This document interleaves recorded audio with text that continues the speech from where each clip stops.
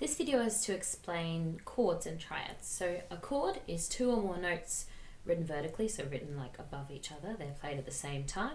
And a triad is when a chord consists of three notes and is built up in intervals of a third. The three notes of a triad are called the root, which is the first note, third, which is the middle note, and the fifth. And a triad may be formed on any note of the scale. A root note is the note that gives the triad its name. So if it's a major triad and it has C as the root, the bottom note, then it's a C major triad.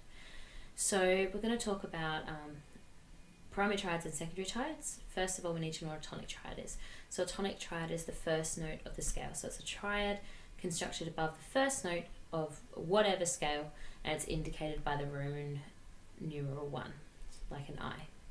So for example, it's written here, so we have E and G above our C, and then we also have number 4 and number 5. These are our primary triads, which is 1, 4 and 5. That's something that you need to remember. So we can write that in Sibelius here.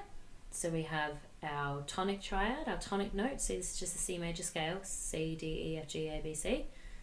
And now if I add a third above this and another third above that, that's our triad. And so we've got number 1, our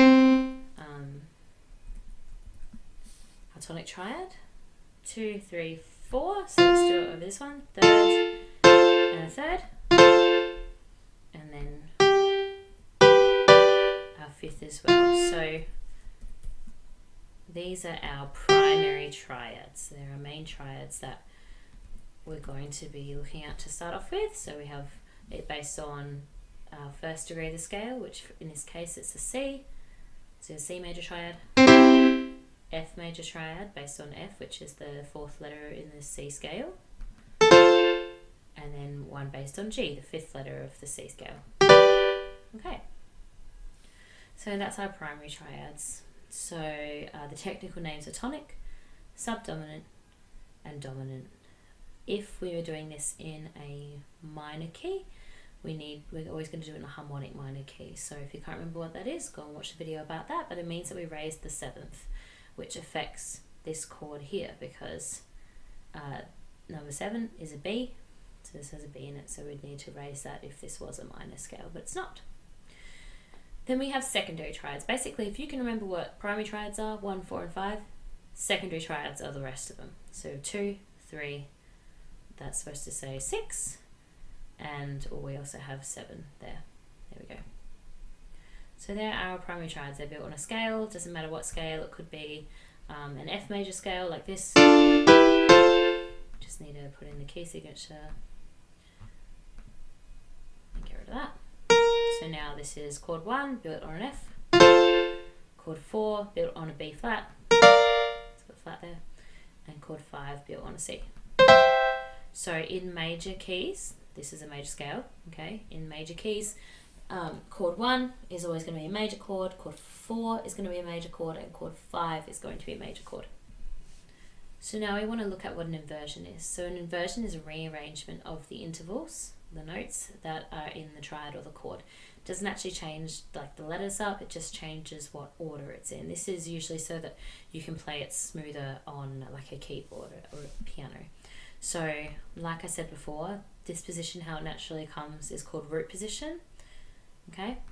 If we want to do first inversion, that means our root note goes up an octave. So we're going from this F in the first space to an F on the top here, and you can have a look at it on the keyboard as well. This is first inversion, so we can do that with all of these. And we also have second inversion, so that's when the third, which is the second note, the middle note in your triad, also goes up an octave.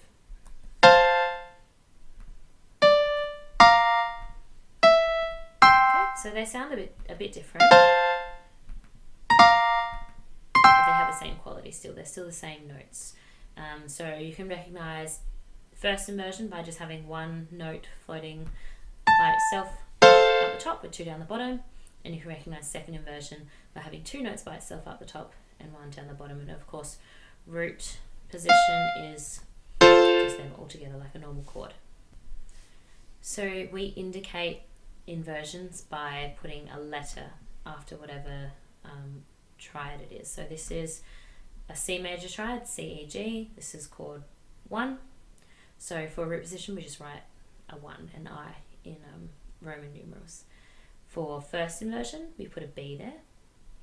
And for second inversion, we put a C. So it's not necessary to put 1A for root position. So these are just things you need to memorize. You can use this little snowman graph if that helps you. Whatever is going to help you.